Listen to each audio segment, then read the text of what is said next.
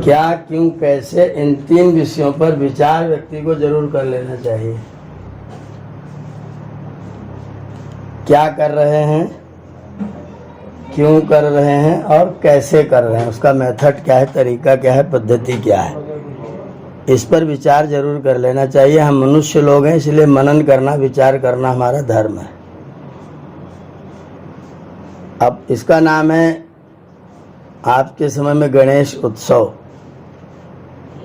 या कोई गणपति की उपासना का उत्सव, गणपति की पूजा का उत्सव। तो इसमें सबसे पहले तो हमें ये जानना पड़ेगा कि गणपति क्या है, कौन है, कैसा है। गणपति से हमें परिचित कराना पड़ेगा। अगर हम लोग सामान्य रूप से शब्द पर विचार करें तो गणस्य ईशा गणेशा अथवा गणस्य पति ही गणपति। गण का जो ईश है, गण का जो स्वामी है वो गणेश है, और गण का जो पति है वो गणपति है। तो ईश और पति, पति का मतलब तो थोड़ा सा पालन का अर्थ है, और ईश का मतलब है शासन करने वाला। तो जो गण के ऊपर शासन करता है वो गणेश है, और जो गण का पति है, पालक है, पालन पोषण करने वाला है, वो गणपति है। तो गणपति अथवा गणेश दोनों को सामान्यतः पर्यायवाची कह सकते हैं, पर अगर ज़्यादा गूढ़ता से विचार करेंगे तो गणेश में ईश का अर्थ विशेष है, शासन करना अर्थ विशेष है, नियंत्रण करना अर्थ विशेष है, और पति में पालन करना अर्थ विशेष है। तो पालन करना अथवा शासन करना, एक ही व्यक्ति हो सकता है जो पालन भी करे और शासन भी करे।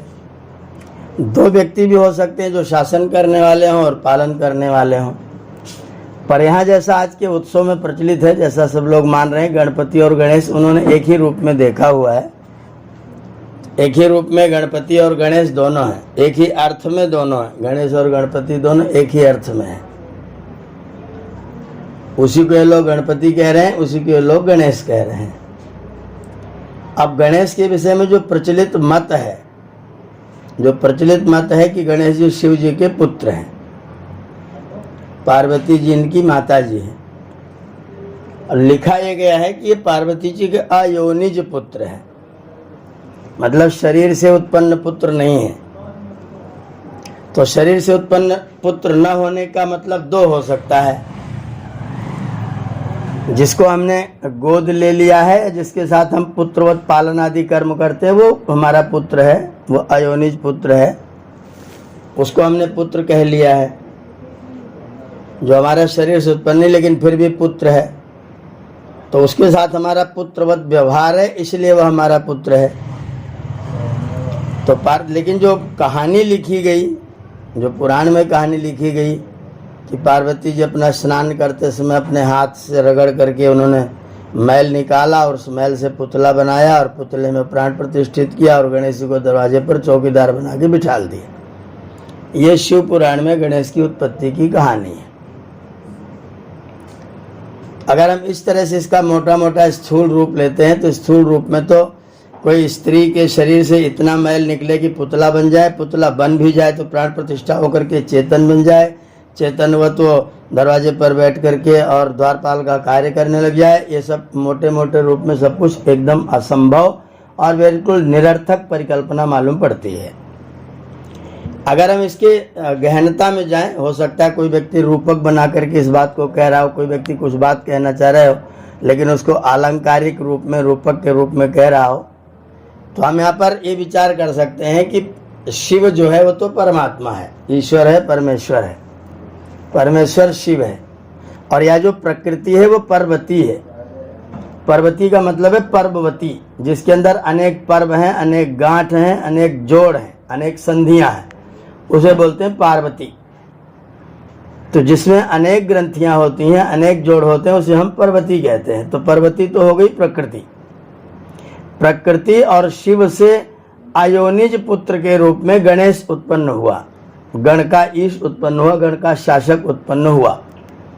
मैंने परमात्मा ने प्रकृति की गोद में सृष्टि के आदि में किसी व्यक्ति को शासनकर्ता के रूप में संसार में पैदा किया कि जाओ और तुम संसार में व्यवस्था स्थापित करो, संसार का पालन पोषण करो, संसार को संरक्षा सुरक्षा प्रदान करो। ऐसा करके शिव परमात्मा के पर्वती प्रकृति से गण का शासन करने वाला, गण पर शासन करने वाला, मानव समुदाय को कोई सीख देने वाला कोई व्यक्ति पैदा हुआ, उसका नाम गणेश हुआ। वो योनि से पैदा नहीं है, अयोनिज है, इसलिए वो, क्योंकि वो सीधा सीधा युवावस्था में उत्पन्न हुआ, सृष्टि के आदि में ये कहा जाता है। तो अगर हम इस तरीके से आध्यात्मिक रूप से और उसका पारमार्थिक अर्थ लेना चाहें तो इस तरह की व्याख्या हम कर सकते हैं, क्योंकि पार्वती शब्द का पर्वती प्रकृति अर्थ है, वो शास्त्रों में लिखा हुआ है। तो पर्वती या सा पार्वती, जिसमें पर्व है, जिसमें गांठें हैं, जिसमें कई सारी चीजें मिली हुई है, तो पर्वती कहते हैं। तो प्रकृति मेल से बनी हुई है, सत्व जब तम साम साम्य अवस्था प्रकृति, सतोगुण रजोगुण तमोगुण के मेल से प्रकृति बनी, इसलिए उसका नाम पर्वती है। पर्वती प्रकृति से परमात्मा से, परमात्मा और पर्वती से बिना कोई मैथुन किए, बिना कोई गर्भ में आए, सीधा सीधा धरती माता के गर्भ में परमेश्वर की व्यवस्था से सृष्टि के आदि में अमैथुनी सृष्टि के रूप में कोई व्यक्ति पैदा हुआ, जिसने गण के ऊपर, मनुष्य जो पैदा हुए थे 1000, उनके ऊपर शासन करने वाला हुआ, वो गणेश कहलाया। अगर हम ये कहानी घटाएं तो ये ठीक लगती है, उचित लगती है। एक स्थिति ये हुई। दूसरी स्थिति ये हुई कि हमने अयोनि जो है, वो योनि से पैदा नहीं, उत्पन्न नहीं हुआ है, गर्भ में नहीं आया, गर्भ से पैदा नहीं हुआ है, लेकिन हमने उसको अपने गणेश के रूप में परिवर्तित किया हुआ है, गणेश के रूप में हमने उसको माना हुआ है।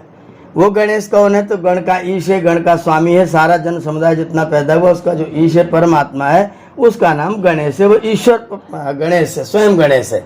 वो कोई योनि नहीं है, कभी योनि से उत्पन्न नहीं हुआ है, वो उत्पन्न ही नहीं हुआ है, बल्कि है वो सदा से था, सदा से है। तो इस दृष्टि से भी गणेश परमात्मा का नाम, क्योंकि गण का ईश है तो गणेश माने ईश्वर हो गया।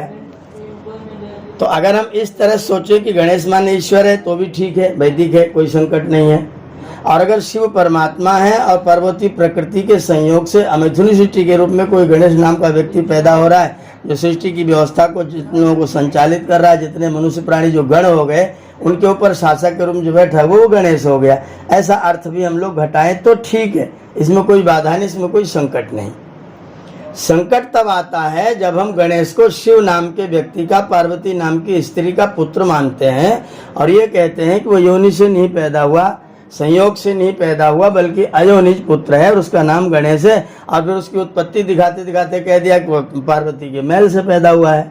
अब प्रकृति की मैल से पैदा हुआ है तो माता पिता के रजबीर से संतानें पैदा होती है, मैल से पैदा हुआ कहने में कोई दोष नहीं है। हमें मान लेते हैं पार्वती के मैल से माने पार्वती के शिव के रजबीर से गणेश नाम का पुत्र पैदा हुआ। पर उसके बाद जो कहानी लिखी गई कि गणेश जी को पार्वती जी नहाने जा रही थी और वो नहाते समय उन्होंने उसको द्वारपाल बना के बिठाल दिया, तो शिव जी आ गए, तो उन्होंने शिव जी तो सीधा अंदर जाने लग गए। जब शिव जी अंदर जाने लगे तो गणेश ने रोक दिया, तुम कहाँ जा रहे हो? तो शिव जी ने कहा कि मेरा घर है, तू बीच में कहाँ से आ गया? उसने कहा कि मेरी माता जी स्नान कर रही, मैं इसमें, मेरी माता पार्वती, मैं उनका पुत्र हूँ, मेरी माता स्नान कर रही, आप अंदर नहीं जा सकते, कोई पुरुष अंदर नहीं जा सकता, तुम भी नहीं जा सकते, मैं तुमको जानता ही नहीं, तुम कौन हो? शिव जी ने कहा तू पार्वती का पुत्र और मैं तुझे जानता नहीं, मैं तुझे जानता नहीं हूँ, ये कैसी समस्या वाली बात हुई? तू मेरा पुत्र है, पार्वती मेरी पत्नी है, तू मेरा पुत्र है, ना मैं तुझे जानूं, और पार्वती तू मुझे पहचानता नहीं, मैं तुझे जानता नहीं। दोनों में इस बात पर विवाद हो गया और युद्ध हो गया। युद्ध हुआ तो लिखा गया कि 1000 साल तक युद्ध होता रहा। अब 1000 साल तक युद्ध हुआ, तब तक पार्वती जी नहाती रही। एक आश्चर्य वाली बात होती कि इनका युद्ध होता रहा और वो अंदर नहाती रही, न उनको इनकी तीर की, तलवार की कोई आवाज़ सुनाई पड़ी, हो अल्लाह सुनाई पड़ा, और वो अपना स्नान करती रही। जब शिव जी ने गुस्सा होकर के गणेश का सर काट लिया, तब पार्वती जी एकदम से बाहर निकल आई, तुमने मेरे बच्चे को मारा है, तुम हत्यारे हो, और तुम जाओ और मेरे बच्चे को जिंदा करो। और शिव जी इतने बड़े पहलवान है कि उन्होंने उसको उसी गर्दन को तुरंत उसी पर नहीं जोड़ दिया, पकड़ के लो मैं तुम्हारा जोड़ दे रहा हूँ। वो सीधा वहाँ से तलवार लेकर के निकल गए, जंगल में बहुत दूर तक भटकते रहे। हथिनी अपने बच्चे से बैक साइड को, दूसरे साइड को अपना मुख करके सो रही थी, ये वहाँ गए, उन्होंने हथिनी के बच्चे का सर काट लिया, उस सर को लेकर के आए और गणेश की गर्दन पर फिट कर दिया और गणेश जी बन गए, गणेश जी जिंदा हो गए। ये कहानी जब हम पुराण के इस रूप में देखना शुरू करते तो फिर एकदम बहसीपन लगता है, एकदम बकवास लगता है, बिना मतलब की कहानी लगती है। अगर हम इसको शिव परमात्मा मान लें, पार्वती प्रकृति मान लें, तो शिव से गणेश की उत्पत्ति हुई, कोई संकट नहीं है। या फिर ये दोनों अयोनिज हैं, इसलिए वो दोनों चयनित करके गणेश राजा के रूप में उत्पन्न हुआ, हमने उसको राजा के रूप में इलेक्टेड किया है, वो चयन किया हुआ है। हमने उसे चयन करके स्थापित किया हुआ, इसलिए वो गणेश राजा है। तो भी गणकाई से तो भी कोई संकट नहीं है। पर जो कहानी बना करके गणेश को पैदाइश की गई वो बिना मतलब की कहानी हुई। अब गणेश का जो चित्र बनाया गया, उस समय गणेश जैसे रहे होंगे वो तो जैसे रहे होंगे, पर जो गणेश का चित्र बनाया गया है, ये चित्र की परिकल्पना जो है वो एक प्रकार का संस्कृत में और हिंदी में जैसे हम काव्य लिखते हैं, उसी तरीके से चित्र भी एक काव्य होता है। हम किसी व्यक्ति का, किसी वस्तु का, किसी चीज को चित्र बना करके हम अपने उसकी बात को, अपनी बात को, जो सिद्धांत को कहना चाहते हैं, हम उसको कह देते हैं। जैसे काल का चित्र बनाया गया, आगे उसके बाल डाल दिए गए, सिर पर चेहरा पूरा ढक दिया गया, पीछे से सिर को गंजा कर दिया गया, नीचे 4 पैर लगा दिए गए, पीछे पूंछ लगा दी गई, वो घोड़े के रूप में हो गया, लेकिन पीछे से गंजा है, बाल उसके आगे को हैं। अब उसमें लिखा कुछ नहीं गया, तो परिकल्पना ये किया कि ये जो है घोड़ा है, और ये ऐसा घोड़ा है जो कभी रुकता नहीं, हमेशा चलता रहता है। अगर इस घोड़े को कोई व्यक्ति आगे से संभाल ले तो बाल पकड़ के पकड़ सकता है, इसके ऊपर लटक सकता है। अगर कोई आगे से सावधान न रहा और ये थोड़ा सा बैक हो गया, अगर आगे चला गया, तो सिर क्योंकि पीछे से गंजा है, फिर वो बाल पकड़ा नहीं जाएगा, फिर व्यक्ति कभी उसको पकड़ नहीं पाएगा। जो व्यक्ति काल का आगे से सदुपयोग कर लेता है वो उसको प्राप्त कर लेता है, जो नहीं सदुपयोग करता वो प्राप्त नहीं कर पाता है। तो चित्र के द्वारा हमने इस काव्य की बात कह दी। यहाँ जो गणेश का चित्र बनाया गया वो भी एक चित्र काव्य है, वास्तव में उसको चित्र काव्य के रूप में देखा जाना चाहिए। अब उसमें एक एक चीज देख लीजिए, क्या क्या चीजें हैं, कैसी कैसी चीजें हैं। गणेश जी के पास में जितने भी चित्र हैं बने हुए, आप वो चित्र देखेंगे, आराम से बैठा हुआ व्यक्ति, गणेश नाम का व्यक्ति जो बैठा हुआ, उसको देखेंगे आप, तो सबसे पहले उसके सिर को देखना शुरू करिए। सिर हाथी का है। अब अगर कोई व्यक्ति गण का ईश है, अगर कोई व्यक्ति समुदाय का स्वामी, समुदाय का मालिक है, और उसका सिर अगर छोटा है, अगर वो तुच्छ विचार वाला है, तो कभी भी उन व्यक्तियों को सामंजस्य में बिठा करके ठीक से रख नहीं सकता है। अगर कोई राजा है, अगर कोई गणपति, अगर कोई गणेश है, तो उसका सिर बड़ा होना चाहिए, इतना बड़ा जो सबकी बात को समाहित कर सके, सबकी बात को अपने मस्तिष्क में, और अनेक विद्याओं का मालिक हो, अनेक विद्याओं को जानने वाला हो, अनेक चीज़ों को जानने वाला हो, अनेक चीज़ें स्मरण रखने वाला हो। ऐसे व्यक्ति को गणेश होना चाहिए। तो ऐसा व्यक्ति गणेश होगा तो उसका सिर निश्चित तौर पर बड़ा होगा। जिसका सर बड़ा होगा, जिसका सर विशाल होगा, जिसके विचार विशाल होंगे, जिसका चिंतन मन गहरा होगा, गंभीर होगा, वो व्यक्ति गणेश कहलाएगा। जो व्यक्ति गणकाईश हो सकता है, राजा हो सकता है, स्वामी हो सकता है, मालिक हो सकता है, पालन करने वाला गण का, पूरे समुदाय का हो सकता है। तो ऐसा व्यक्ति ही गणेश हो सकता है जिसका सिर विशाल हो, सिर बड़ा हो। उसके बाद में फिर उसके कान दिखाए तो कान भी बहुत बड़े बड़े हैं। तो गणेश को, राजा को ऐसा होना चाहिए जो अनेक लोगों की बातों को सुन सके और अपने मस्तिष्क में चुपचाप धारण कर सके। कोई क्या कह रहा है, कोई क्या कह रहा है, तरह तरह के लोग बातें कर रहे, सबकी बातें अपने कान से सुन ले और सुन करके अपने मस्तिष्क में चुपचाप उसको सुरक्षित रख ले। जब काम पड़े तब उसको बोले बताए, नहीं तो उसको गुप्त रखे, संभाल के रखे। तो इसीलिए उसका हाथी का कान लगा दिया। अब हाथी का कान का खूब बड़ा बड़ा है तो खूब सुनेगा, जितने बड़े कान उतना अच्छा श्रोता। तो आप अगर अच्छा सुनते हैं, आप सुनने वाले, इसका मतलब राजा को होना चाहिए कोई बहुत सुने, सब लोगों की सुनता रहे। जो किसी की सुनी ना पाए, किसी ने जरा से निंदा कर दी, टूट करके भिड़ गए, तो जरा प्रशंसा कर दी, फूल करके कुप्पा हो गए, सब कुछ बांट दिया। तो अगर ऐसी स्थिति आएगी तो फिर व्यक्ति राजा ठीक से राज्य नहीं कर सकता है। तो राजा को चाहिए कि उसका सिर बड़ा हो और कान भी उसके बड़े बड़े, जिससे सबकी बातें वो सुन सके। उसके बाद में उसकी आंखें देखिए गणेश की, वो छोटी छोटी, वो हाथी वाली, वो आदमी वाली हैं। आंखें छोटी हैं, सर बड़ा है। आंखें हाथी के बराबर की बड़ी बड़ी नहीं है, आंखें उसकी छोटी छोटी हैं। क्या सोच कर चित्रकार ने बनाया है कि आंखें छोटी, इसका मतलब व्यक्ति जब सोचता है तो उसकी आंखें सिकुड़ करके छोटी हो जाती हैं। जो व्यक्ति चिंतन करने लग जाता है, किसी विषय पर गंभीरता सोचता है, तो उसकी आंखें थोड़ी सिकुड़ जाती हैं। तो गणेश को ऐसा होना चाहिए जिसकी आंखें संकुचित है। इसका मतलब व्यक्ति हमेशा विचार करता रहता है, कुछ न कुछ सोचता रहता है, राष्ट्र के विषय में, समाज के विषय में, लोगों के विषय में, लोगों के हित के विषय में। जो हमेशा सूक्ष्म दृष्टि से व्यक्ति सोचता रहता है वही गणेश हो सकता है। जो अपनी प्रजा के बारे में सूक्ष्मता से नहीं देखता, व्यक्ति कभी भी गणेश होने के लायक नहीं होता है। अगर हम किसी को गणेश बनाना चाहते हैं, किसी को राजा बनाना चाहते हैं, किसी को गण का ईश बनाना चाहते हैं, तो उसकी दृष्टि बहुत सूक्ष्म होनी चाहिए, विशाल मस्तिष्क होना चाहिए, कान विशाल होने चाहिए, सबकी बात सुन सके, लेकिन दृष्टि उसकी सूक्ष्म होनी चाहिए, दृष्टि उसकी साधारण होनी चाहिए। ऐसी दृष्टि होनी चाहिए कि वो ध्यानपूर्वक किसी बात को गौर कर सके, जान सके। तो इसलिए उसकी आंखें छोटी छोटी चित्रकार ने बना दी। फिर उसके बाद में उसके मुंह पर उसने सूंड लगा दिया। अब ये सूंड क्या काम करता है हाथी का? सूंड का मुख्य काम है जांच परख के काम करने वाला। सूंड से हाथी जब कोई पेड़ की जाता है, पेड़ की डाली को पकड़ता है और उसके पत्ते खाना चाहता है, तो पहले अपनी सूंड से बहुत तेज हवा मारता है, जिससे चींटी, कीड़े मकोड़े, छोटे मोटे जानवर हो तुरंत वहाँ से उड़ जाएं या फिर और कहीं भाग जाएं। इतना फूंक करता हुआ तब वो अनाज को अपना भोजन करता है, अनेक चीज़ों को प्राप्त करता है, भोजन आदि करता है। तो राजा को ऐसा होना चाहिए जो फूंक फूंक के कदम रखे, बिना फूंके कोई काम ना करे। जब तक समझ न ले, जब तक बात को जान न ले, तब तक वहाँ से हटे नहीं, और जब तक काम पूरा ना हो जाए तब तक उस स्थान को छोड़े नहीं, उस काम को पूरा ही करवाए। और अपने प्रत्येक कार्य में अपने कदम को फूंक फूंक करके रखा करे। मुझे स्मरण आता है उसके राजा घनानंद के महल का नाम था सुनाग। तो जब घनानंद को चाणक्य ने मरवा दिया तब उन्होंने कहा कि अब हम राज्याभिषेक करेंगे और चंद्रगुप्त को राजा घनानंद के महल में प्रवेश कराएंगे। तो उनके मंत्रियों ने कहा, जो पुराने भी मंत्री थे, घनानंद के ही मंत्री थे, उन्होंने कहा कि साहब मकान बहुत पुराना हो गया, राजा साहब बहुत रह रहे थे, ऐसा करिए आप उसकी मरम्मत करवा लीजिए। चाणक्य ने आदेश दे दिया, ठीक है जी, इसकी मरम्मत कर दो। अब उन्होंने सुनाग पर लगभग महीनों लगा करके उस महल की पूरी मरम्मत की, डेंट पेंट सब उसका बिल्कुल एकदम नया कर दिया। जब सब कुछ कर दिया तो उन लोगों ने आकर के कहा कि महाराज महल तैयार है, आप जो है चंद्रगुप्त का प्रवेश कराएं। तो चाणक्य एकदम से अपनी आंखें सिकोड़ के बैठ गए और बोले कि महल तैयार है, प्रवेश कराएं। इस आदमी को जल्दी क्यों पड़ी हुई? हम इससे पूछते कि महल तैयार हुआ कि नहीं हुआ, आगे से आकर के बता रहा है कि महल तैयार हो गया और आप प्रवेश कराइए। इनके मन में शंका हो गई। ये बोले पहले हम निरीक्षण करेंगे, उसके बाद में प्रवेश कराएंगे।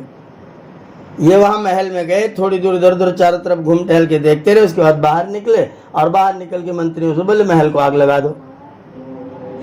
अब जिसने बनाया था वो आश्चर्यचकित, जो मंत्री लोग साथ में थे वो आश्चर्यचकित, कुल पुरोहित आश्चर्यचकित, ये कैसा व्यक्ति है, इतनी मेहनत से हम लोगों ने इसको बनाया, सुधारा, अब ये कह रहा है इसमें आग लगा दो। उनका महाराज अभी तो नया नया बन के तैयार हुआ। बोले नहीं, कुछ नहीं तैयार हुआ, तुरंत सीधा आग लगाओ। उन्होंने डांट करके आग लगवा दिया। अगले दिन सवेरे फिर सब लोग इकट्ठे हुए, महाराज आपने इतना सुंदर बने महल को आग क्यों लगवाया? तो बोले आग लगाने का कारण ये था कि उसमें लोग अंदर थे और जाकर के तहखाना खोलो, उसमें लोग भरे हुए हैं। इन्होंने जाके तहखाना खोला, पता लगा उसमें 500 सैनिक, सशस्त्र सैनिक 500 सैनिक महल के अंदर पड़े हुए हैं और वो तहखाने में पड़े हुए थे। तो मंत्रियों ने आके चाणक्य से पूछा कि आपको पता कैसे चला कि यहाँ पर कोई न कोई व्यक्ति है? तो चाणक्य बोलते हैं कि मैं जब कमरे में घूम रहा था तो एक कोने में से चींटियां चावल लेके निकल रही थी। तो मैंने कहा कि इस मकान में जब कोई है ही नहीं, 1 महीने से कोई रहना, फिर चावल कहाँ से आया? चावल आया इसका मतलब यहाँ पर कोई आदमी भी रहने वाला, यहाँ कोई न कोई व्यक्ति रहता है। तो मैंने आग लगा दिया। अब वो महल में चींटियों के चावल लेके निकलते हुए देख करके पूरे महल को आग लगा। पता लगा 500 सशस्त्र सैनिक तहखाने में थे और ये सोचा यह गया था कि चंद्रगुप्त प्रवेश करेगा, रात को अकेला होगा, देर रात तक पूरा बढ़िया नाच गान होगा, और जब चंद्रगुप्त अकेला आके रात को बेहोश होकर सोएगा, हम उसको रात को निकल के मार देंगे। तो अब फूंक फूंक करके कदम रखना चाणक्य का ऐसा हुआ कि चंद्रगुप्त की जान बचा ली उन्होंने। तो राजा को चाहिए कि वह हाथी के सूंड के तरीके से अपने कार्य को फूंक फूंक करके चले। इसलिए जिसने गणपति का चित्र बनाया उसने उसके सूंड बना दिया, मुख अलग बना दिया, एक मुख अलग बना दिया, नाक इतनी लंबी बना दी उससे पानी पिएगा, और जब भोजन करना होगा तो वहां से उठा करके ले करके आएगा, मुंह में डालेगा। अब ये राजा जो कोई कार्य करेगा तो अगर वो तुरंत खा पी ले, तुरंत कोई चीज मिले तुरंत खा ले, सीधा मुंह में डाल ले, तो पता नहीं कौन क्या खिला दे। तो कोई क्या खिला दे इसके डर के मारा पहले राजा अपने उसकी परीक्षा कर ले। तो सूंड से पर नाक इतनी लंबी बना दी कि पहले उसकी परीक्षा करो, सूंघो क्या चीज़ खाने के लायक है भी कि नहीं। तुम्हें राजा और तुमको पता नहीं क्या खिला पिला दिया जाए। तो उसकी सूंड इतनी लंबी बना दी, तुम फूंक करके, सूंघ करके, सोच विचार करके तब कोई कार्य खाने पीने का करोगे। और मुंह तुम्हारा पीछे रहेगा और उसमें दांत रहेंगे बाहर दिखाने के लिए अलग और खाने के लिए अलग। जिसे तुम चबाओगे वो दांत अलग रहेगा, जिसको तुम दिखाओगे वो दांत अलग रहेगा। तो राजा को भी 2 दांत रखने चाहिए, जो दिखाई दे वो हो ना, जो हो वो दिखाई न दे। अगर कोई राजा अपना विचार तुरंत प्रजा के सामने सब कुछ व्यक्त कर दे, जो करना चाहता है, जो कहना चाहता है, पहले ही प्रजा के सामने बता दे, तो उसका काम अवश्य फेल होगा। आचार्य चाणक्य कहते हैं कि व्यक्ति को अपनी बात को तब पता लगाना चाहिए जब वो कार्य हो चुके। हो चुकने के बाद किसी को पता चले, हो चुकने से पहले राजा का कार्य किसी को पता नहीं चलना चाहिए। तो उसमें एक हाथ दांत है दिखाने वाला, उधर से देखो कुछ और यहाँ से अंदर रहेगा कुछ और। तो खाने के दांत और दिखाने के दांत और। ये राजा को ऐसा करना चाहिए जिससे उसके ऊपर कोई इस तरह से उसको कोई नुकसान ना पहुंचा सके। तो उसके मुंह बनाया एक अंदर की साइड में और सूंड बना दिया, उससे पकड़ करके मुंह में अंदर डालेगा और अपने आप को सुरक्षित रखेगा। फिर उसका पेट बना दिया इतना बड़ा। अब हम कहते हैं वो देवता है। देवता है तो इतना बड़ा पेट क्यों हो रहा है? इतना भयंकर पेट, इतना मोटा भारी कि चल नहीं पा रहा है आदमी।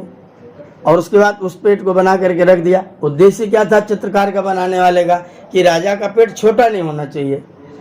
अगर उसका पेट छोटा हो तो उसके अंदर कोई बात समाएगी ही नहीं। वो जाएगा किसी दूसरे देश में, वहां के प्रधानमंत्री राष्ट्रपति इसको कोई बात कहेंगे, इसको पचेगी नहीं, यहाँ आकर के पत्रकार सम्मेलन बुलाएगा, सबकी बात सबको बोल देगा और सारे कार्यक्रम का सत्यानाश कर लेगा। तो चित्रकार ने चित्र बनाया कि पेट इतना विशाल बनाओ कि उसमें पता नहीं क्या क्या हजम हो जाए। कितनी भी बातें, कहीं की बातें, कोई भी सुने वो बात उसके हजम करने का उसके पास में शक्ति हो, सामर्थ्य हो। तो इसके लिए उसका पेट विशाल होना चाहिए।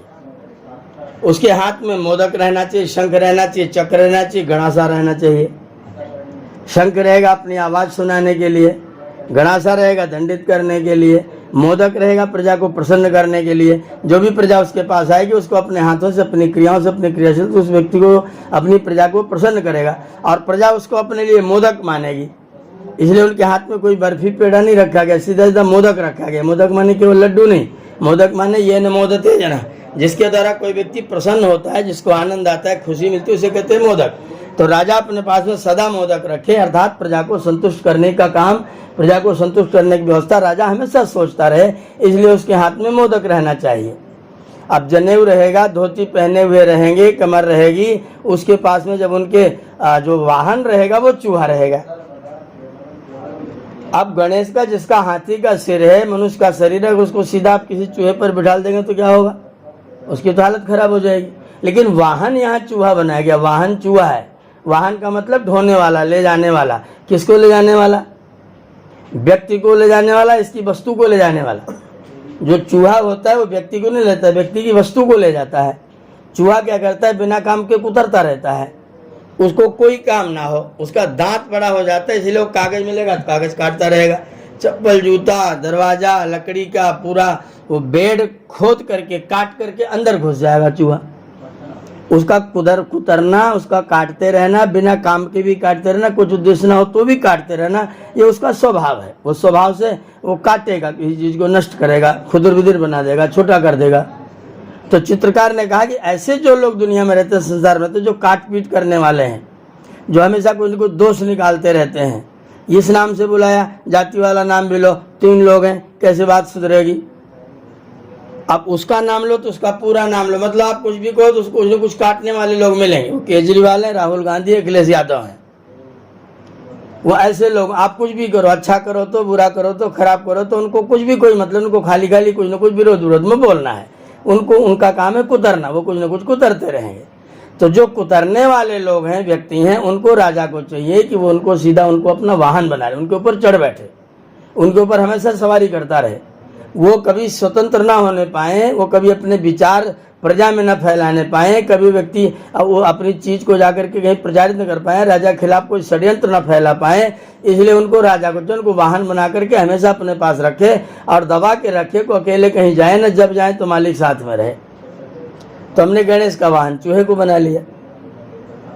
अब गणेश का वाहन चूहा है क्योंकि राजा को चाहिए कुतरने वाले व्यक्ति को ठीक करे। उसके हाथ में मोदक है क्योंकि सबको प्रसन्नता रखे। उसके हाथ में शंख है क्योंकि सबको अपनी आवाज सुनाता रहे।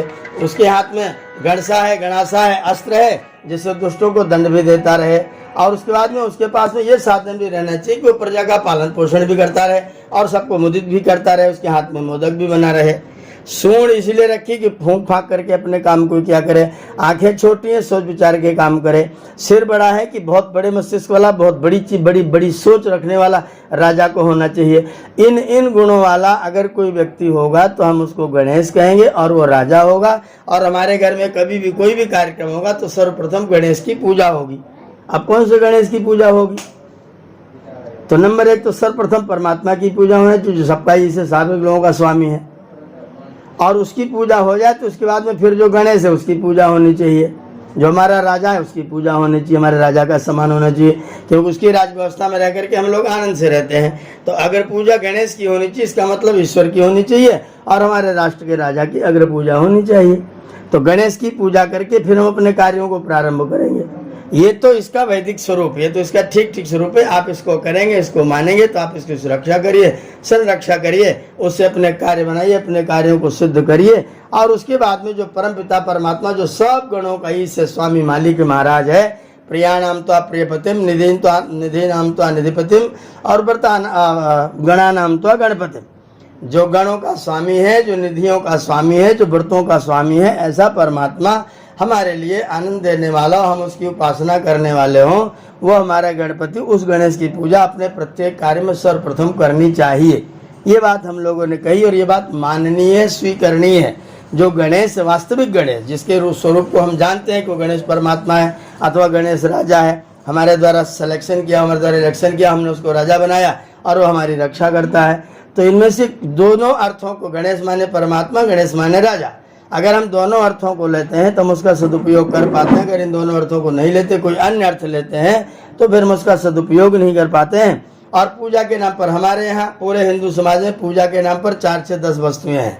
अगरबत्ती ले लो, शहद ले लो, दही ले लो, दूध ले लो, घी ले लो और थोड़ा सा फूल ले लो, अक्षत ले लो, रोली ले लो, कलावा ले लो और कलावा के लिए धोती वस्त्र पहनो से उसके द्वारा कलावा पहना दो और सारी पूजा प्रतीक रूप में गणेश की करके गणेश जी को प्रतिष्ठित कर दो और जब पूजा हो जाए तो उनको ले जाकर के समुद्र के किनारे कहीं फेंकाओ। ये आज हमारे यहाँ हम लोग गणेश की पूजा करते हैं। और गणेश जी है नहीं, गणेश जी मिलते नहीं, तो विवाह आदि में जाते हैं तो हम गोबर गणेश बना लेते हैं। गौरी गणेश सुपारी का बना लेते हैं और गोबर का बना लेते हैं। तो सुपारी और गोबर दोनों अलग अलग करके हम 2 चीज़ें गौरी और गणेश बना लेते हैं। अब गौरी हम कहते हैं पार्वती जी को, गणेश हम कहते हैं पुत्र जी को। तो पुत्र जी की पूजा हो गई, हमने पुत्र जी की पूजा कर ली और हमने माता जी की पूजा कर ली। ठीक है, माता की पूजा करनी चाहिए, ठीक है, पुत्र की पूजा करनी चाहिए, पर पिताजी को छोड़ दें तो फिर पिताजी की भी पूजा करनी चाहिए। और पूजा का तरीका सबका एक ही है, सारी पूजा एक तरह की, सब पूजा के यंत्र सबके एक तरह के, वही पत्ते, वही फूल, वही अक्षत, वही रोली, वही कलावा, वही सब कुछ लेकर के और गणेश जी को बिठाल करके तमाम सारा चढ़ावा करके पूरा जुलूस निकाल के हो अल्लाह करके और हो अल्लाह करके अंत में जब पूजा हो जाए समाप्त करके फिर ले जा करके उनको पूर्णिमा के अवसर पर ले जा करके फिर से समुद्र के किनारे उल्टे सीधे टेढ़े मेढ़े ऊपर से ही फेंक दीजिए। फिर उनके ऊपर कोई कुछ भी करता रहे, आपको कोई मतलब नहीं है। जो गणेश था वो इस तरह का होकर के इस रूप में तुम्हारे देखते देखते हो गया, तुम गणेश की पूजा करते हो और तुम गणेश जी की जय जयकार करते हो। और ये पूजा का पूरे के पूरे हमारे पूरे वैदिक प्रकरण में, पूरे वैदिक कर्मकांड में कहीं भी जो वैदिक कर्मकांड है, जो हमारे शास्त्र, जो हमारे जो कर्मकांड के ग्रंथ है, गृह सूत्र, धर्म सूत्र, शुल्भ सूत्र और श्रौत सूत्र, इन चारों प्रकार के सूत्रों में कहीं भी नहीं कहा गया है कि पहले आप गणेश जी को इस रूप में इस तरह बना करके पूजा करिए, उसके बाद फिर कोई कार्य प्रारंभ कर दिए। ये लिखा हुआ है कि यज्ञ करके ईश्वरोपासना करके अपने कार्यों को प्रारंभ करना चाहिए। ये हमारा मंगलकारी कर्म माना गया है। सबसे पहले मंगल का कार्य करके तो अपने कार्यों को करना चाहिए, जिससे कार्य में सफलता मिले, आपका मन प्रसन्न रहे और संतोष रहे। तो ये करके हमें गणेश की पूजा करके और अपना कार्यक्रम करना चाहिए। तो वैदिक व्यवस्था तो ये हुई कि हम परमात्मा की उपासना करें, परमात्मा की पूजा करें और उसका स्मरण नाम करें, उसके कुछ मंत्र पाठ करें, उसके मंत्रों का अर्थ विचार करें और उसके बाद में फिर अपने कार्य को प्रारंभ करें। इतनी सी हमारी पूजा का मामला था। अब हम लोगों ने पूजा के लिए तमाम सारे अस्त्र शस्त्र लगा करके रख दिए, उसके बाद हम उनको रख के पूजा करते हैं और पूजा करके सारे सामान को रख करके अपने कर्तव्य की तीसरी समझ लेते हैं। ना तो ठीक से गणेश को समझते हैं, ना तो ठीक से शिव को समझते हैं, ना तो ठीक से पार्वती को समझते हैं और भीड़ के हिस्से हो जाते हैं। हम लोगों में, हिंदुओं में एक बहुत बुरी बीमारी है कि वो शास्त्र को पीछे रखते हैं और नकल को आगे रखते हैं। शास्त्र में जो लिखा है, जैसा लिखा है, उसको नहीं पढ़ेंगे और कहिए तो उसको कहते हैं हमने तो देखा ही नहीं साहब, हमने तो पढ़ा नहीं, हम क्या कह सकते इसके बारे में। आपने नहीं पढ़ा तो भी आपकी गलती, क्योंकि आपने क्यों नहीं पढ़ा? आपको जब इस चीज़ को पढ़ना चाहिए था, जानना चाहिए था, सीखना चाहिए था, आपने इसको पढ़ा क्यों नहीं पढ़ा तो तुम्हारी गलती है। महर्षि दयानंद कहते हैं कि जो व्यक्ति अपने 8 वर्ष के बच्चे को गुरुकुल न भेजे, उसके माता पिता राजद्रोह से दंडित हो और उसके माता पिता समाजद्रोह से भी दंडित हो। उनको समाज का दंड अलग मिले, राजा का दंड अलग मिले। अब हमने उस सब प्रकार का दंड कर दिया समाप्त और जिसको जैसे चाहिए आप उसकी पूजा करा लीजिए। हम गणेश की पूजा इसी रूप में करते हैं, भारी भारी उत्सव मनाते हैं और गणेश की जो मूर्तियां बनती हैं, थोड़ा सा बांस होता है, बांस के ऊपर धान का पुआल होता है, पुआल के ऊपर फिर मिट्टी होती है, और मिट्टी भी बहुत सारी बाहर से लाई जाती है, और मिट्टी के ऊपर जितना भी चमकीला पेंट लगाया जाता है सब का सब चाइनीज होता है। ये सारा सामान चाइना से मंगा करके उनको पैसा दे करके, देखिए समझदारी, अपने घर से पैसा खर्च करके वहाँ से पेंट लाइए, अपनी मूर्तियों को रंगिए, रंग करके उनको धूप दीप अक्षत से पूजा करिए, और पूजा करके उन मूर्तियों को वहाँ से उठाइए, और उठा करके सीधा किसी नदी के किनारे ले जा करके, अगर घाट ठीक ठाक न बनाओ तो ऊपर से उठा के फेंक दीजिए, आप उनको विदा कर दीजिए। और फिर इस भावना के साथ विदा करिए, फिर आना, धक्का मार करके घर से भगाइएगा और बाद में कहिएगा फिर आइएगा। अगर ये पूजा है, अगर ये सत्कार, अगर ये महात्माओं का आदर सत्कार है, तो फिर ऐसा सत्कार तो अच्छा तो नहीं जाया जाए जहाँ करके तिरस्कार पाए, तिरस्कार प्राप्त करके फिर उनको बुलाएं भैया फिर आना। तो इस जो हमारी पूजा का स्तर है, जो हमारी व्यवस्था, जो हमारा तरीका है, गणेश की मूर्तियां बन रही हैं, लोग जाते हैं, बनता हुआ देखते हैं, बैठते हैं, पैसा तय करते हैं, वो कहता है 22,000, नहीं साहब 22,000 नहीं, और कुछ कम कर लीजिए। अरे हम लोग गरीब गाँव वालों को थोड़ा चंदा उंदा कम हुआ, थोड़ा कम कर लीजिए। जिस भगवान से सारे सुख की, समृद्धि की, धन वैभव की कामना करता है, उस भगवान का मूल्य तय कर रहा है। अगर वो भगवान जो तुमको इतना कुछ देगा, वो भगवान तुमको मिल जाए तो तुम उसका मूल्य क्यों तो कर रहे हो? जैसा है, जितने का जैसा भी है, उसको तो आप तो सीधा सीधा स्वीकार करिए। आप उसका मूल्य करते हैं, मूल्य तय करते हैं, मूल्य में मार्जिन करवाते हैं, जितना वो कलाकार बोलता है उससे कम देते हैं, और कम देने के बाद फिर यहाँ उठा करके लाते हैं, तो फिर उसको मालिक बना लेते हैं। फिर उसके बाद उसी से मांगते हैं कि हमें पुत्र दे दो, हमारी टांग टूटी, हमारा इसको बना दो, हमारा ये चीज़ ऐसे कर दो, हमारी आंखें ठीक कर दो, हमारा मन ठीक कर दो, हमारी दीवार बना दो, हमारा घर बना दो, हमारे घर में सुख शांति समृद्धि आ जाए। उसी से प्रार्थना करते, जिसका मूल्य घटा के खरीद के लेकर के आ रहे थे, जिसका मूल्य हमने कह करके तमाम जिद करके बार बार करके घटाया था, उसी व्यक्ति से करोड़ों की लागत का दान, करोड़ों की लागत की कृपा हम लोग बैठ करके मांग रहे हैं। और उसके बाद कह रहे हैं जी आज तो गणपति का उत्सव है। पूरे इतिहास के दृष्टिकोण से कर्मकांड के किसी ग्रंथ में गणपति की पूजा का वर्णन नहीं है। पुराणों में केवल गणेश पुराण में कहा गया गणेश की, इन्होंने गणेश की पूजा की, उनको ये फल मिला, ऐसा करते तो ऐसा मिलता, और पूजा करो तो ऐसा मिलेगा, अमुक व्यक्ति करेगा तो उसको नुकसान हो जाएगा, अमुक करे तो उसको फायदा हो जाएगा। ये सारा तमाशा हम लोग पुराणों के आधार पर लोगों को सुनाते रहते हैं, कहते रहते और करते रहते हैं। तो अगर हम उसकी वास्तव में पूजा करते हैं, अगर हम उसकी वास्तव में उपासना करते हैं, उसको अपने लिए उपयोगी मानते हैं, तो हमें उसको अपने साथ हमेशा घर में रखिए, बना करके अपने घर में बना कर रखिए, और उनसे कृपा की याचना करते रहिए। सीधा सा सिद्धांत है कि कोई भी जड़ वस्तु कुछ भी क्रिया नहीं कर सकती है, और अगर वो कोई क्रिया तुमको दिखाई पड़े वो क्रिया करती है, तो वो करती नहीं बल्कि वो कराई जाती है। जड़ वस्तुओं में क्रिया अपने आप नहीं होती, जड़ वस्तुओं से क्रिया कराई जाती है। हम जो क्रिया कराते हैं वो जड़ वस्तु कर लेती, क्रिया ना कराए जड़ वस्तु नहीं करती है। सारी जड़ वस्तुएं अपने आप कोई क्रिया नहीं करती हैं, जड़ वस्तुएं कराने से क्रिया करती हैं। तो अगर जो मूर्ति हमने बनाई हुई जड़ वस्तु है, वो कोई चेतन तो हुई नहीं। इस पर पंडित जी कहते हैं कि हमने उसमें प्राण प्रतिष्ठा कर लिया। अब हम उनसे कहते हैं प्राण प्रतिष्ठा की पद्धति बताओ, वो कैसे होता है? बोले अमुक अमुक मंत्र पर प्राण प्रतिष्ठा हो जाएगी, इस मंत्र में प्राण प्रतिष्ठा करने की व्यवस्था है। मैंने कहा अगर इस मंत्र से प्राण की प्रतिष्ठा होती है तो हॉस्पिटल में जाओ, मॉर्चरी में जाओ, जहाँ सब डेड बॉडी रखी हुई हैं, वो सब बना बनाया पूरा ढांचा एकदम तैयार कंप्लीट है, आप वहाँ जाओ, बैठो, कुशा ले लो, मंत्र पढ़ो, हवन करो, और उसके बाद 2-4 मुर्दों को खड़ा करके भेज दो। पंडितों को सारे विश्व में चारों जहाँ जाए वहीं सब लोग चरण स्पर्श करके लेटे मिलेंगे, भैया तो मुर्दे को भी जला देता है। तो अगर आप प्राण प्रतिष्ठा कर सकते हैं फिर उसको प्राण प्रतिष्ठा कर लीजिए। अगर प्राण प्रतिष्ठा करने की हमारी सामर्थ्य है, तो जो हमारे पुत्र का शरीर, हमारे भाई का शरीर, हमारे माता पिता का शरीर, अभी इसमें से प्राण का निष्क्रमण हुआ है, प्राण निकल गया है, जिसमें से प्राण निकला है पूरी बॉडी बिल्कुल फिट है, ठीक ठाक है, चलने फिरने के लायक है। अगर प्राण मिल जाए तो चल सकती है, और आपकी प्राण प्रतिष्ठा करने की सामर्थ्य है, तो फिर आप उस शरीर में प्राण प्रतिष्ठा करिए और उसको चलने दीजिए। तो फिर पंडित जी कहते हैं नहीं, वो प्रतीक रूप में होती है। मैंने कहा जब कोई व्यक्ति साक्षात मिल जाता है आप उसका प्रतीक क्यों ढूंढ रहे हैं? मैं गुरुकुल में बैठा रहा हूँ, कोई व्यक्ति गेट पर मेरी मूर्ति लगा करके मुझे 4 फूल चढ़ाता है, रोज चढ़ाता है, मुझसे मिलने ही ना आए, तो मुझसे पूछूंगा भैया क्या बात हुई, क्यों फूल फाल चढ़ा रहा है? वो कहेगा हम तो आपकी पूजा कर, मैंने कहा मैं तो यहाँ बैठा हूँ, तो वहाँ पूजा कहाँ कर रहा है? तो मेरे पास आकर तुझे पूजा करनी चाहिए। लेकिन यहाँ इनको ये नहीं लगता गणेश जी होते तो ये कहते हैं, इनको कोई कहने का मतलब नहीं, इनको तो बस सीधा गणेश की पूजा करनी और कैसे भी करके करनी है। और उसके लिए धूप दीप अक्षत जो सब देवताओं के लिए प्रयुक्त हो इसके लिए भी कर देंगे। और फिर उसकी जब प्रार्थना करना शुरू करेंगे तो गजाननम भूत गणादि सेवितम, गजाननम गज के जैसा जिसका आनन है, भूत और प्राणियों के अनेक, भूत माने प्राणी, गण माने समुदाय, प्राणियों के गण के द्वारा जो हमेशा से घिरा हुआ है, इसको सब लोग समावृत करके रखते हैं, घेर करके रखते हैं। तो गजाननम भूत गणादि सेवितम कपित्थ जम्बू फल चारु भक्षणम, कैथा खाते हैं, जम्बू खाते हैं। आप कैथा और जम्बू खाने वाले तो चारु भक्षणम, तो फिर इसका मतलब आप उसको मनुष्य नहीं मान रहे, देवता नहीं मान रहे, फिर भी उसको हाथी ही मान रहे हैं, क्योंकि कपित्थ और जम्बू तो हाथी सीधा लेकर के ढकेल के खाता पीता रहता है।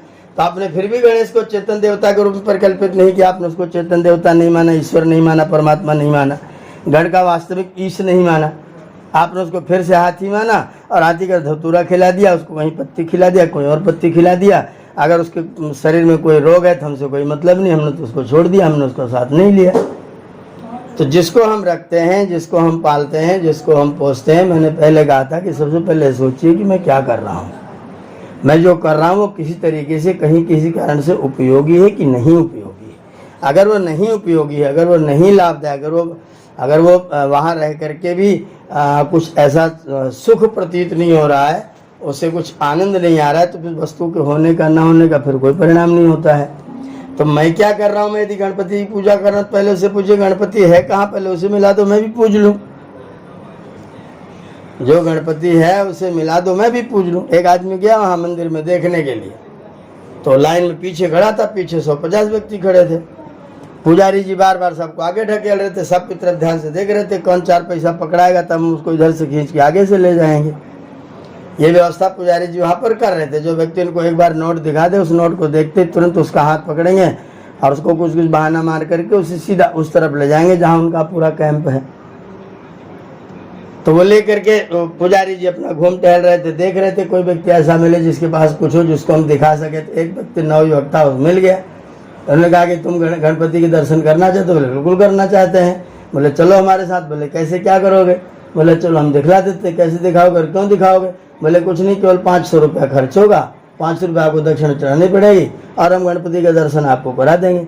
उन्होंने अपनी जेब से 5000 रुपये निकाले। बोले 5000 रुपये रख लो और अपने गणपति को बोल दो कि यहीं आके मुझे दर्शन दे के जाएं। मेरे से 5000 रुपये ले लो और अपने गणपति को बोलो कि आकर के मुझे दर्शन यहाँ दे करके जहाँ मैं खड़ा हुआ हूँ। तो पंडित जी बोले कि आप ईश्वर को, आप गणपति को क्या समझते हैं? तो लड़के ने भी कहा कि आप ईश्वर को क्या समझते हैं? 500 रुपये लेकर लाइन तोड़ करके मुझे दर्शन देगा कि भाग जाएगा, या मैं वहां पहुंचूंगा तो थप्पड़ मेरे कान पर मारेगा। तू नालेक ना तोड़ करके रास्ता क्यों आया? पीछे लोगों को छोड़ करके सबके साथ अन्याय करके मेरे पास मुझे देखने के लिए आया। इधर आ, पहले तेरा कान, तूने लाइन कैसे तोड़ी? अगर तुम मुझे 500 रुपये के चक्कर में लाइन तोड़वा करके वहां तक ले यार, तो अगर परमात्मा वास्तव में है कहीं कुछ करने दर तो मुझे तुरंत दंडित करेगा। तूने ऐसा काम कैसे कर दिया? तो अगर तुम ये कहते हो, तुम परमात्मा क्या मानते हो, मेरे 500 देने पर वहां नहीं आएगा तो मेरे 5000 देने पर भी नहीं आएगा, कुछ भी देने पर नहीं आएगा, आता ही नहीं वो। और आप भी मुझे दर्शन नहीं करा सकते हो। मुझे आप दर्शन कराओगे तो मुझे लाइन में खड़ा रहने दो, या तो ऐसी व्यवस्था बनाओ लाइन में लगानी पड़े, आराम से दर्शन हो जाए। तो इस तरह की जो हम लोग जो कार्य क्रियाकलाप करते रहते, तो उसके बाद लोगों का भी हम पढ़ रहे थे, लोगों का तमगा ये है कि ये लोग तो बनी बनाई परंपराओं को नष्ट करते रहते, बनी बनाई परंपराओं का खंडन मंडन करते रहते, इन लोगों को खाली खंडन मंडन आता है।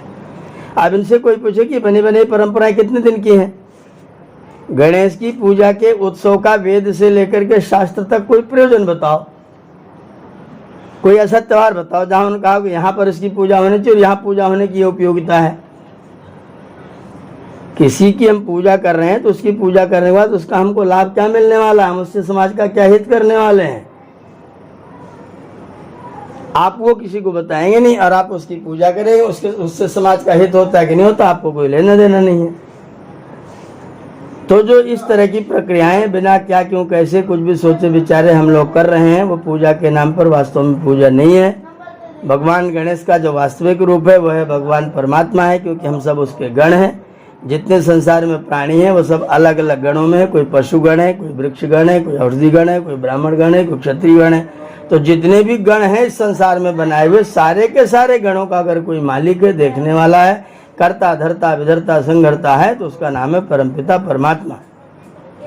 वही सब लोग गति कराता, वही चेष्टा करता। जब जब गणेश की पूजा करने का अवसर आए तो आप अपने यहाँ बैठ करके जो सच्चा गणेश है, वास्तविक गणेश जो आपका पालन पोषण कर रहा है, परमात्मा के प्रतिनिधि के रूप में जो माता पिता मेरा पालन पोषण कर रहे हैं, उनकी पूजा करना, वास्तव में गणेश की पूजा करना, क्योंकि हम उसके गण हैं, हम उसके गण हैं, इसलिए हम गण बनकर उस गणेश की पूजा करेंगे तो हमारा कल्याण होगा, हमें आशीर्वाद मिलेगा, हमें सुख मिलेगा और हम कुछ कर सकेंगे, कुछ कमा सकेंगे, कुछ सुख प्राप्त कर सकेंगे।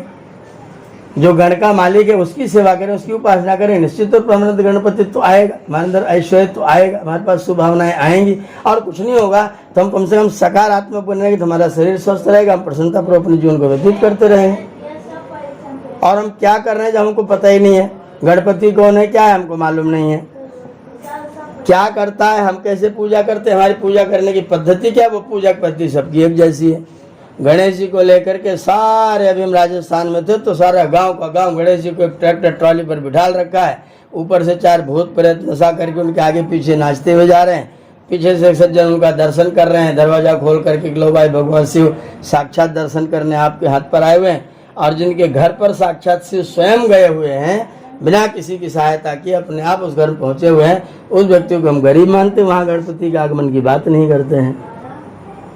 तो गणपति परमात्मा है, उसका जो चित्र वाला भाग है वो वास्तव में किसी कवि के द्वारा, चित्र काव्य कवि के द्वारा वहाँ पर उस चित्र से व्यक्ति शिक्षा ग्रहण करे, कुछ जान ले, कुछ सीख ले, कुछ प्राप्त कर ले और वास्तविक गणेश को पहचान ले, इसके लिए उसने चित्र काव्य बनाया। तो गणपति हमारा राजा है, गणपति हमारा ईश्वर है, गणपति हमारा कोई शासक है, कोई प्रशासक है।